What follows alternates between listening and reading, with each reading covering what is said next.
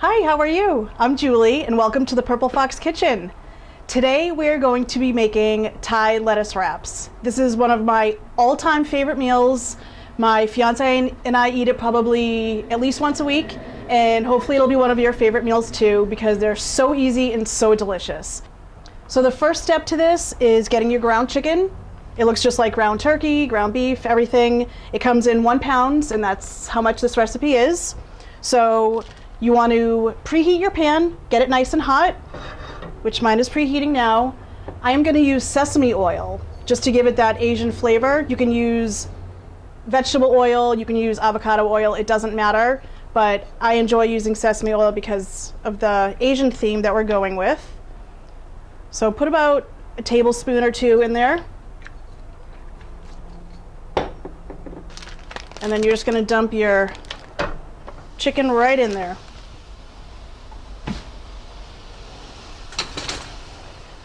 Now what you're going to do with this is just smash it up. Smash it up, smash it up, smash it up.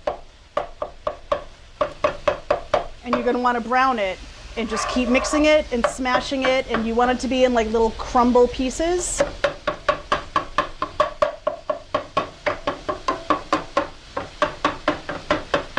So while your chicken is browning, you're going to take 1 onion and dice it up into smallish pieces.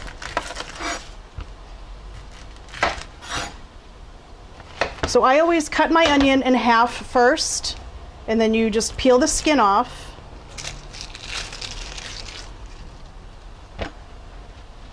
And then I like to just cut my onion like that, and then go around the side and just cut smaller pieces, and that's a super easy dice. Turn your onion over, and there you go. Super quick, easy way to dice an onion. So this calls for 1 can, a 5-ounce can of water chestnuts. I prefer to get the ones that come already sliced rather than whole, but it really doesn't matter because you're just going to take them all and just dice them up anyways. So I'm just gonna run my knife, rough chop through all of them. Go through. Seriously, the best part of this whole recipe is right here. We're going to add those at the end. Okay, so now my chicken looks great. It's nice and dry.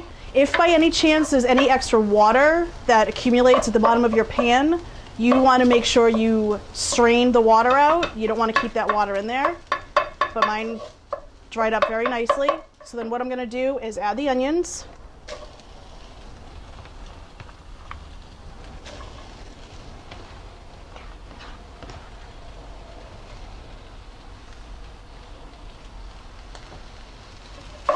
Make sure those are stirred up in there. Now, one of my favorite hacks, and I do enjoy a good hack every now and then in the kitchen. I have found these crushed ginger and crushed garlic in the market, and it's basically just crushed up and frozen, and it pops out like a pill. So what I'm going to do is I'm going to add 2 cloves of garlic. Look at it, just literally pops right out. So now I'm going to add the ginger. I'm going to add two cloves. So you don't have to cut this up or anything. It's already cut up, it's smushed, it's ready to go. It's awesome. So I'm going to mix all this in. It'll just melt in the pan with everything else. So now I'm just going to make the sauce for you. It's a 1/4 cup of hoisin, which you can get anywhere in the market in the Asian section. So now I'm going to add 1 tablespoon of rice wine vinegar. And then I'm going to add 2 tablespoons of low sodium soy sauce. You always want low sodium, it's just much better for you. So there's 1 and 2. We'll give that a little stir.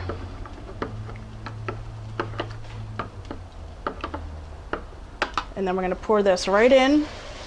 It is so good. Get every last drop. So we're going to heat this up. Stir it all up really, really good. And then one more thing that I'm going to add is sriracha. It's so good with a little bit of a kick. You can definitely add as much or as little as you'd like. I'm going to give it a good little squirt. Like I said, add as much or as little as you like. The more you heat up the sriracha, the spicier it gets, so keep that in mind. So I like to add it at the end. So the last thing we're going to do is we're going to add in those water chestnuts. They go in at the very end. They don't really need to get cooked or anything. They just need to get heated through.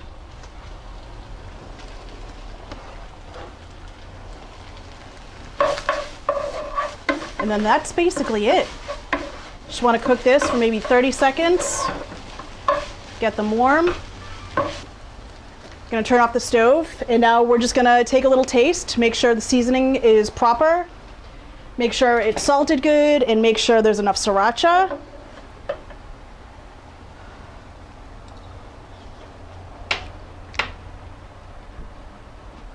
Oh my God. Amazing. You guys are gonna love this dish. It's amazing.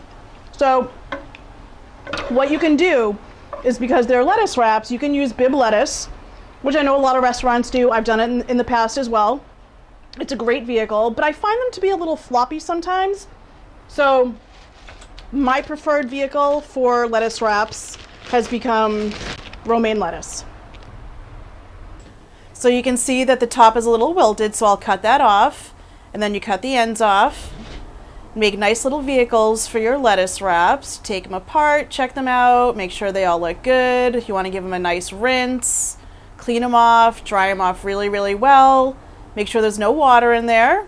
And then we want to start building our plates. So you take some leaves, they look good.